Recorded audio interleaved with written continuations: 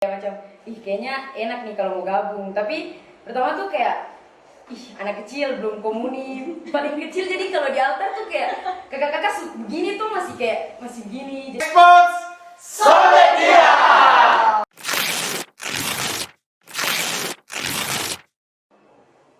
Hai, kembali lagi bersama kita di Exports Sobek Dia. Nah, hari ini kita akan membahas tentang Hari Anak Misioner Sedunia nih, lebih khusus ke anak-anak misioner. Tapi sebelum itu, kita mau ngucapin selamat Natal Tahun Baru untuk teman-teman semua yang ada di manapun kalian berada. Semoga damai Natal beserta kita semua. Nah, hari ini kita bertiga mau bahas tentang anak-anak misioner. Jadi sebelum kita masuk ke topiknya, kita kenalan dulu. Kan katanya nggak kenal maka nggak sayang. Jadi kita kenalan dulu. Halo, aku Nesa. Saya Helena. Saya Gui. Nah, ada Helena dan Gui. Kita bertiga merupakan mantan anggota kami nih. Iya. Nah, saya sendiri akan menjelaskan sedikit tentang asal usul anak misioner. Jadi dahulunya tuh anak misioner itu mulai ketika seorang paus yang berasal dari Prancis bernama Monsignor Charles yang prihatin terhadap anak-anak kecil yang menderita, anak-anak kecil yang kurang kasih sayang, anak-anak kecil yang kurang pembinaan lah. Jadi beliau tergerak hatinya untuk berdevosi kepada hati anak-anak Yesus itu. Jadi dari beliau mendirikan sebuah serikat. Jadi pada tahun 1922 diresmikanlah Serikat Kepausan Anak-anak Misioner itu. Dan Hari Anak Misioner Sedunia ini diperingati setiap 1 tahun sekali, bertepatan dengan Hari Penampakan Tuhan atau Hari Epifani. Nah, kita masuk ke topik nih. Nah, selama kalian menjadi seorang anak misioner nih, apa yang mendorong kalian masuk menjadi anak misioner? Mungkin dari Elina? Kalau dari saya sih, waktu itu kan mama kan pernah jadi kayak pembina kami. Jadi dari kecil itu belum komunis, ikut-ikut mama ke gereja. Jadi kayak Ikut mama.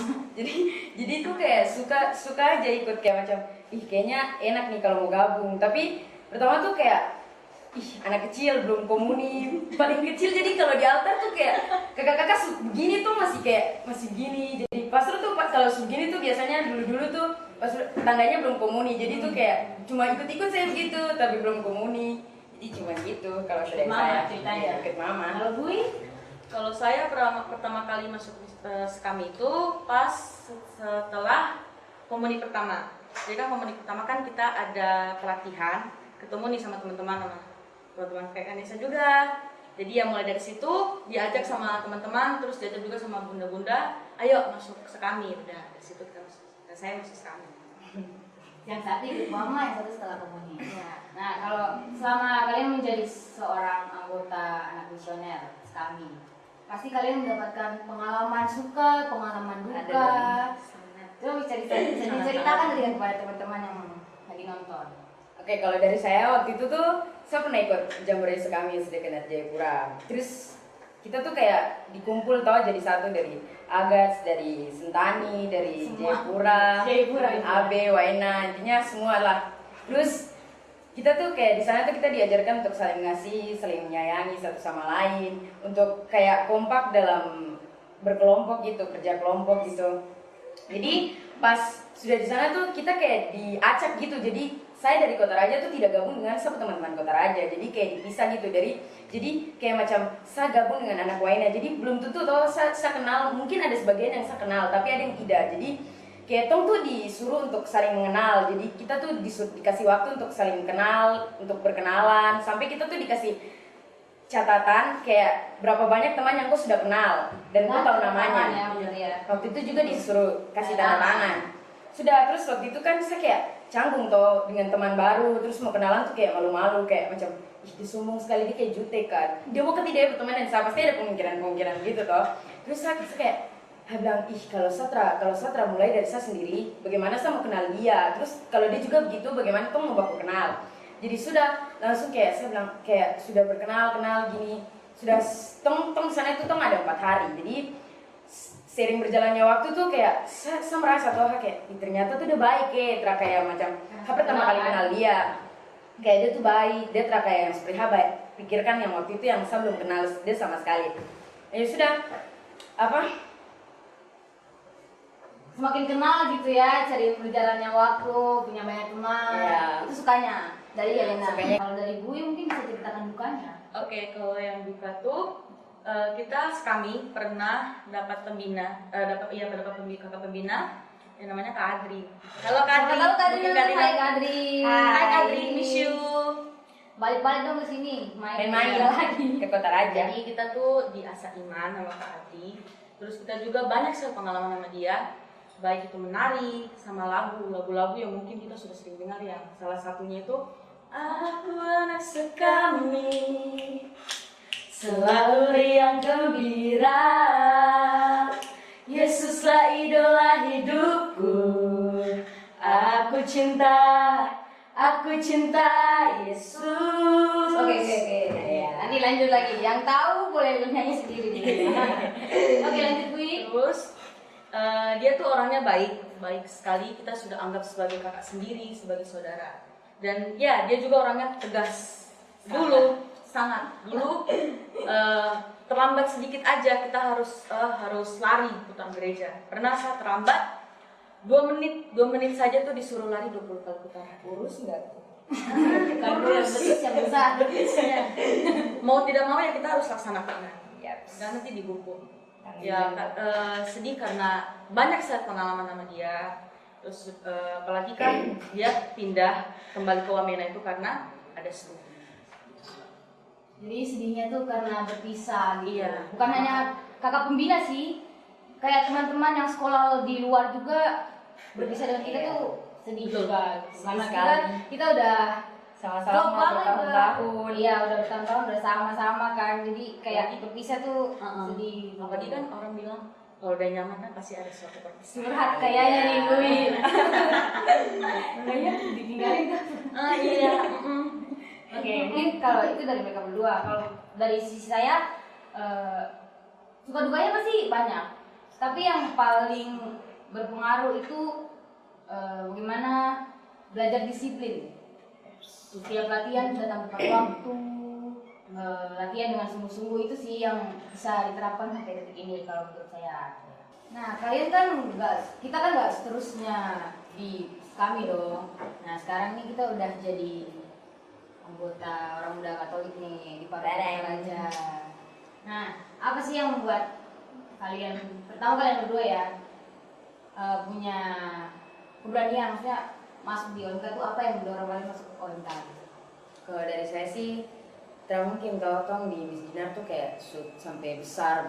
Memang bisa saja, tapi maksudnya kan tidak mungkin tong kayak bertahan selalu di situ. Bukan tidak mau melayani Tuhan, tapi masih mau melayani, tapi lebih naik tingkat lagi kayak masuk OMK gitu.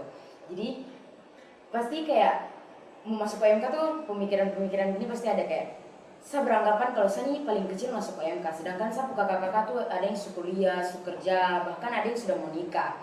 Terus Kok nggak mau nyusul? belum lah, cukup umur, masih sekolah.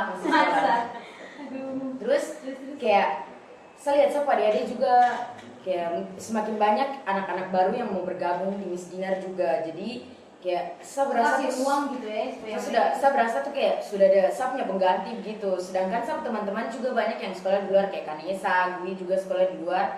Jadi saya berasa kayaknya waktu sudah cukup di Miss Dinar, saya harus masuk OMK nih.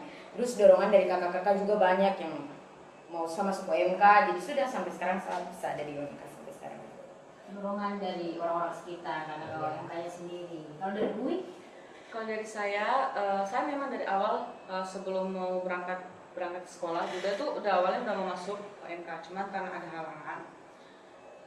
Ya berhubung karena masih lagi pandemi begini jadi bisa pulang. Ya. Itu puji syukur buat yang merasa bisa pulang. Iya. Masuk OMK juga karena pernah ikut OMK pelayanan ke tiap-tiap gereja nyanyi. Itu awalnya diajak sama Kariko. Hai Kariko, kangen Kariko sekali. apa kabar? Hai, balik cepat ya. Kangen. Jadi diajak, udah ikut kan. Tapi tuh posisinya masih ikut kami. Nah, sudah terus itu juga dorongan dari kakak-kakak OMK yang pas sudah lama sekali ayo masuk OMK, tapi awalnya karena memang belum ada niatan untuk masuk, kayak masih masih jauh di Jogja juga, masih fokus sekolah juga, jadi pikiran tuh nggak berpikiran untuk masuk dulu, tapi pikirannya untuk sekolah dulu kan gitu. Nanti giliran udah balik ke sini, udah ini baru masuk. Sekarang Iya, udah masuk gitu ya. Iya, udah menetap. Hatinya sudah terbuka. Iya. Coba tahu, oh, nggak ada deh. Nanti kartu terbuka lagi. Ya. Nah, terus nih, kan menjadi anggota tuh pasti punya harapan, Iya. punya tujuan, punya ya harapan lah. Harapan menjadi seorang OMK itu apa untuk kalian berdua? Dari gue. Dari gue dulu. Tadi Elina terus jadi.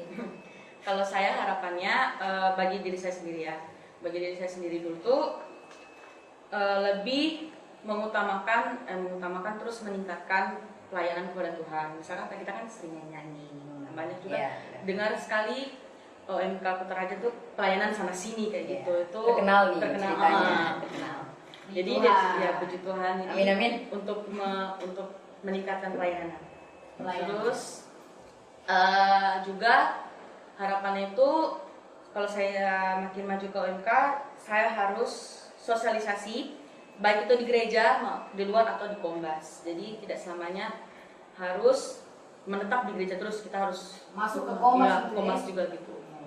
Seimbang. Iya, seimbang. Gereja dan Kombas dan Ya, kalau dari saya sih harapan saya ke depan tuh semoga saya bisa jadi orang muda Katolik yang baik, yang bisa berguna untuk banyak orang, dan semoga saya bisa menjadi teladan untuk adik-adik yang akan masuk OMK nanti. ada yang sinar juga. Amin. Mungkin kalau dari saya sendiri harapannya sih semakin banyak orang muda yang mau apa ya, kan orang muda tuh istilahnya orang yang bersemangat gitu, orang yang punya semangat. Jadi buat yang lain yang masih kayak diam-diam di rumah, yang masih kayak ya tidak tahu Mau bikin apa, cuma main HP ya marilah kita kumpul-kumpul gitu, kita melayani sama sama-sama di gereja. Tuhan juga itu penting. banyak kok, maksudnya banyak kegiatan yang kita lakukan yang tentunya ya bermanfaat gitu kan. Ya, kalau dari saya sih begitu. Terakhir nih, satu kata buat OMK, satu kata buat Sekabi. Kalau saya untuk OMK sih hebat. Hebat. Bisa dijelaskan atau tidak hebatnya? Maksudnya gimana? Aduh, susah sih menjelaskannya tuh gimana. Intinya OMK tuh harus jadi bagian yang harus jadi organisasi yang hebat gitu. Ya, harus benar. maju terus. Ya. Tuh buat dari Helena. Kalau dari Bui, Kalau kami satu katanya semangat. Kan kita kan kami kan belum bisa melayani di gereja dulu kan, Karena belum bisa pandemi. dari pandemi. Jadi ya sedih gitu, cuman perayaan besar gitu untuk pelayanan kan hari-hari ini kayak Natal kemarin Ya, ya, ya, biasa itu pun cuma beberapa puji orang. syukur sekali lihat mereka lagi tugas. kayak lihat altar nggak ada yang ini tuh kayak Iya, kosong Iya, ya. nggak ada Coba yang gong. Kayak kita tuh coba bisa tugas lagi, kayak kangen. Untuk mau tugas tuh juga ada rasa Rasa rindu. kangen ya. Kangennya kenapa? Kalian kenapa bisa merasakan kangen gitu untuk tugas? Karena paling kan melayani Tuhan, waktu kita kan bisa diingatkan setiap hari Minggu pasti melayani Tuhan, pasti ada rasa rindu di setiap tempat aktivitas Minggu tuh kan pasti saja ada rasa rindu untuk melayani Tuhan.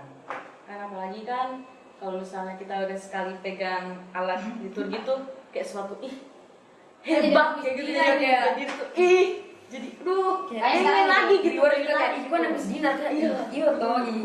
Tapi kan pelayanan kan bukan hanya itu aja. Iya, harus Bisa- banyak lagi. Jadi OMK juga bisa pelayanan, Ya. gitu kan. Nah, Lebih naik tingkat.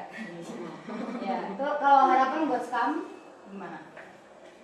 harapan untuk kami pokoknya adik-adik harus lebih semangat tugas, terus habis itu jangan cuma gara-gara pengen besar kalian mau tugas kayak gitu.